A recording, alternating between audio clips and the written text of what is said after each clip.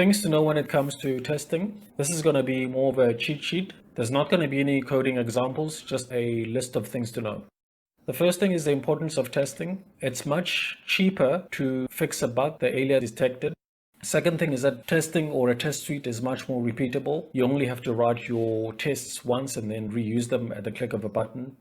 As the code base grows and maybe there are a lot more developers in your team, it becomes the only way to really catch a bug that appears elsewhere if there's something else that's been broken. Next up is a test pyramid. Different types of tests from unit all the way to end-to-end tests. So unit tests are meant to be the quickest and maybe they test only one functionality, for example, just one method, whereas an end-to-end would run through the whole system. So in practical terms, ideally you should have a lot more unit tests and then finally maybe have fewer end-to-end tests as they are a little bit more expensive to maintain.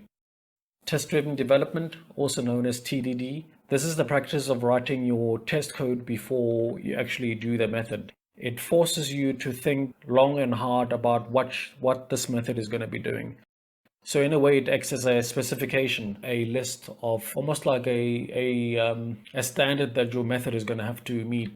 The process is typically known as red-green refactor. So you start off with a failing test. This is to ensure that your test is actually valid. So it didn't just pass by accident or pass by chance.